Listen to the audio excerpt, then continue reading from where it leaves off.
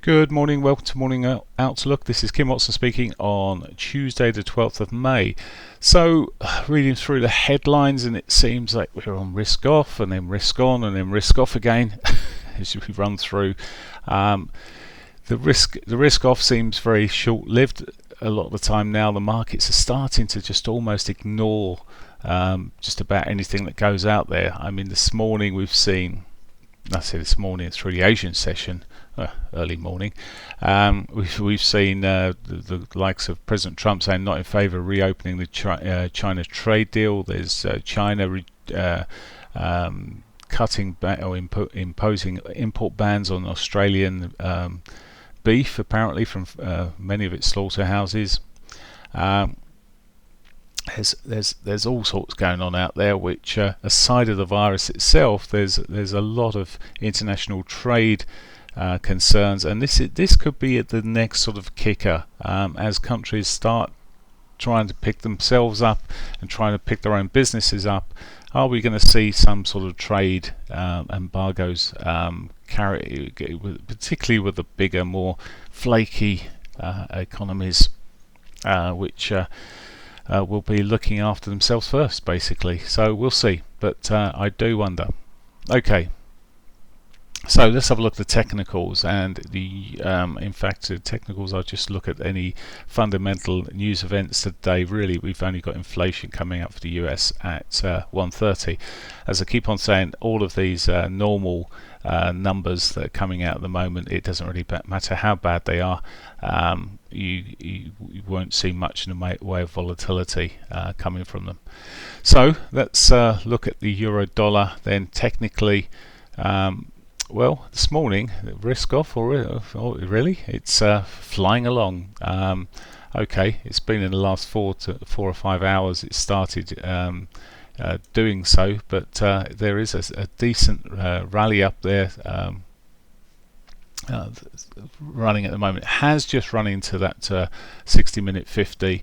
A break of the trend across the lows of this move up there may see an opportunity to sell back towards the lows, or maybe even back towards the prior lows here from last week.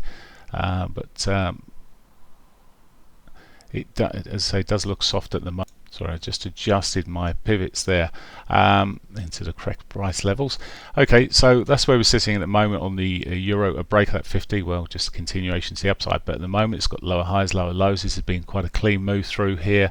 Okay, it's taken out some price action around here, but in the bigger scheme of things, it still looks like we've got lower lows at the moment and lower key highs there. So we'll see how things shape up this morning, but I wouldn't be surprised if it breaks through the top there, but I'm waiting for the short side of this. It's in its pattern at the moment.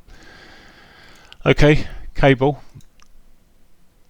a pound dollar, and well, keep on. It's important to come back and I always start looking from a daily perspective inwards or downwards. You can see how choppy this remains. Yesterday, well, it certainly didn't pick back up at all. It sold yesterday, rolled over. Any bounce, well, we saw it come back later. At the moment, it's sort of getting some sort of maybe bounce there. That 122.83 area seems a reasonable area of support. If you're looking across to the left, you'll see numerous occasions where it's found about a bit of support around that area, just short of 21.23, of course. Then looking down the time frame here to see the 60-minute, well, it looks like it's on line for its daily pivot at this stage. Again, I'm really looking into possible resistance into these markets, although the very nature of the range bound break above that daily pivot may see another push towards the high, back towards those highs at around about 124.600 at some point. But it really is questionable whether we'll get there, but in the way it's been moving, but that's where we are at the moment. Dollar yen, okay, surprisingly this in quite a number of respects. I've looked at the sentiment of these markets. The euro's the weakest. The dollar yen is sort of second favoured in terms of in terms of price action. It was over the last month. It's been the second strongest market out there in terms of the big seven that I look at, or eight.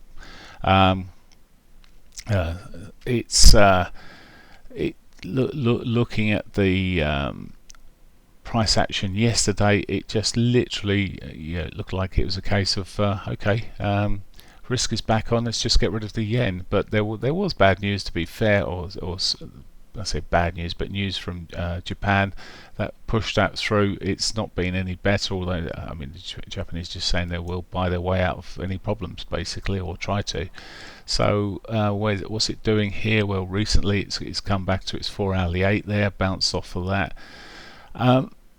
Short term, it's got to be a buy on the US dollar front in this case, really.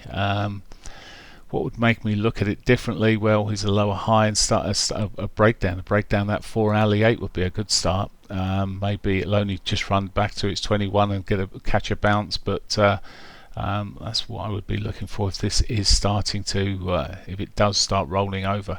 Short term, it's just not got enough legs in it really to push up for the upside. It's sitting at 58, well, 60, so it's about 22 pips back up to those prior highs.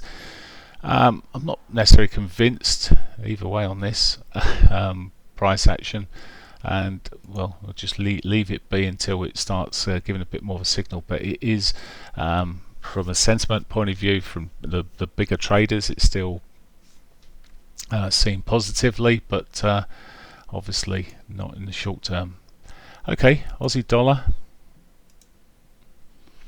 Aussie dollar, well, I've sort of been favouring the Aussie dollar. If you're looking for the strongest currency over the past month, the Aussie dollar's certainly been that. You see the high lows, higher highs. It's not in the same sort of sideward trend as we're seeing with the pound and the euro. Excuse me.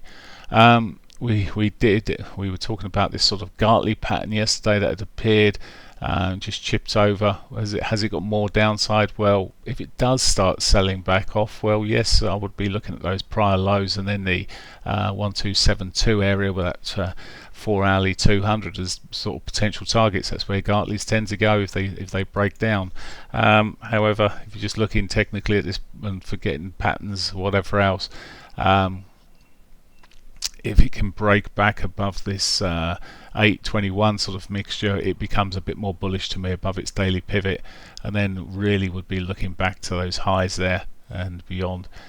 I'm not massively convinced by, as I say, a lot of downside on the Aussie. It seems pretty robust. Okay, Canadian dollar.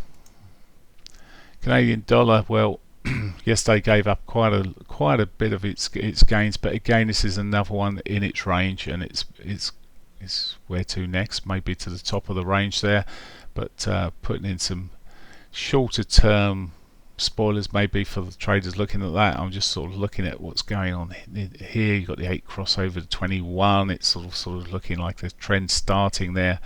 The 4-hourly, let's have a look, come down to the 60-minute when, let's just have a look through here. So no real divergence on the MACD there, maybe a little bit on the RSI that was starting in yesterday, but it has pushed since then. But okay, looking like it may roll back towards its daily pivot this morning. That's the Canadian dollar. Okay, looking then further afield, let's have a look at oil. So oil really chopping away. You're looking on a daily basis, it's barely moving. As I was talking about high volatility, I put a video which I did 2 weeks ago on looking at the webinar I did 2 weeks ago, I should say. But the volatility has certainly dropped out a little bit more over the last few days. It's just basically just holding there at this stage. Maybe trying to chip back up there, but this is where it could just sort of sit for a while by the looks of things. It's really, again, it's like a lot of these currencies, it's just sort of range bound.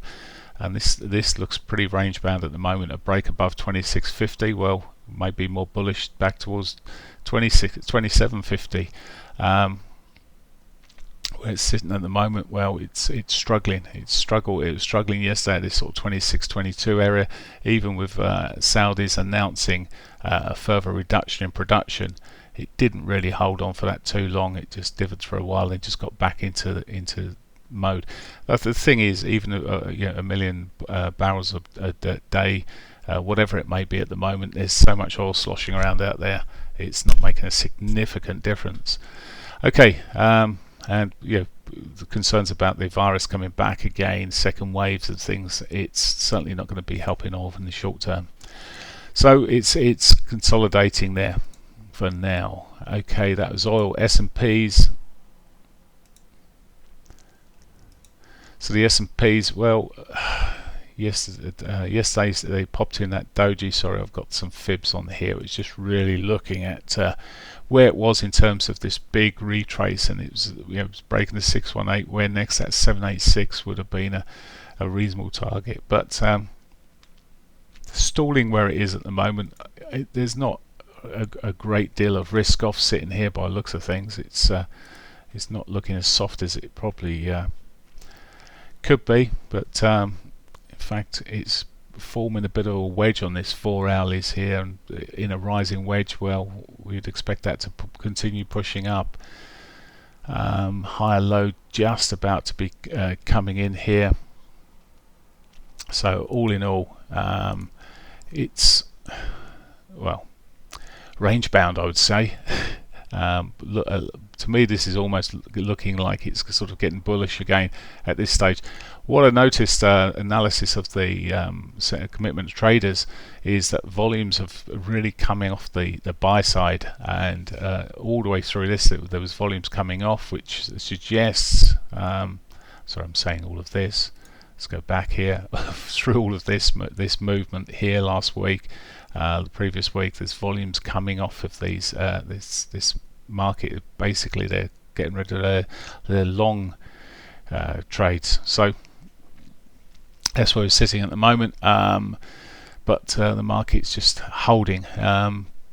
It's a tough one to sell against at the moment. But at some point, if it starts breaking down, I will be certainly looking for the short side. But holding its own at the moment. Okay, that's pretty much it for me. Have a great day. I will speak to you in the morning. Bye for now.